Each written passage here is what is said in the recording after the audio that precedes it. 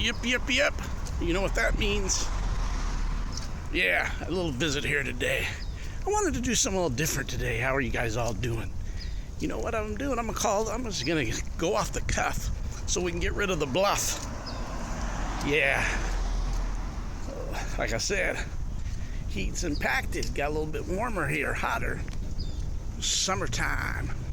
As we run down the last 3.5 weeks, roughly, of summer, right? Actually, 19-20 days, actually, theoretically. Hi. So I'm here on a walk. This is a late afternoon walk. So it's kind of the hottest part of the day, but that's all right. Come and enjoy.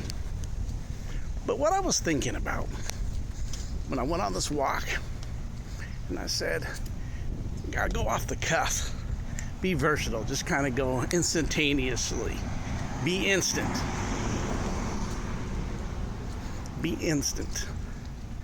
Not always have to have a plan, but be instant when you get thoughts. Sometimes that comes off the best flow because it's like now the water's running because the faucet's turned on when you're getting these thoughts. So it's off the cuff. Get rid of the bluff. I was thinking about, as we talk about all the time, about driving your vehicle, about using tools to make adjustments, to clear, to even fix leaks, fix draining, tighten up the screws, tighten up the bolts, so we don't get those battery drainages, right? So we keep all our stuff really equipped and keep that vehicle right so it's running at its supreme best, so it can run at its optical performance that you're needed, say you're going on a long trip. And so I was looking at that, and something that's been on my mind, I had some dreams about it recently, and it's been on my mind. And we see it all the time in the computer world. When you add an attachment to email somebody, right? You add an attachment. But I was looking at us as individuals. Sometimes we hold so much attachments, and the attachments can almost be, notice the word attach, and then it has that word meant, which really goes into the mental. That would be the meant, like the mint words, right? Government, attachment. But you start looking at that word attachment, and then we have attachments to us. Worry, pain,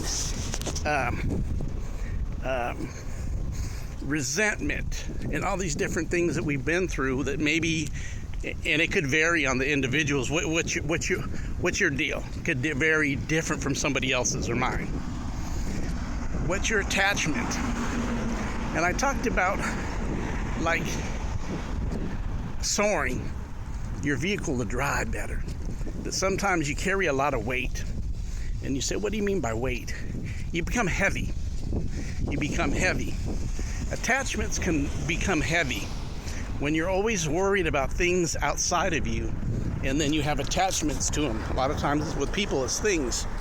I always look at that. And sometimes people have these attachments to certain things that entangle them. And then what happens when they entangle them, they weigh you down. And it's hard to get out of the entanglements and the attachments that are in the entanglements. Why? Notice that word, entangle. They get tangled up. They get wrapped around. You know, I kind of think about that with like an octopus, right? You get wrapped around the tentacles, the attachments, right? The entanglements of this world and of your mind can take a lot of attachments.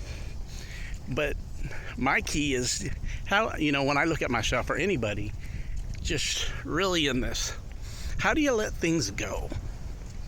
How do you not allow attachments to become entanglements? How do you just let them go?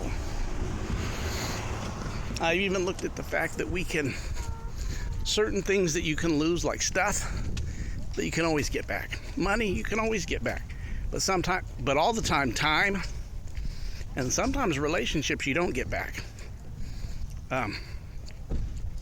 A lot of times entanglements are connected to expectations. When you expect something from somebody and when you don't get it, you feel weighed down or resentful, or even maybe hold feelings against somebody when that was your expectation for it.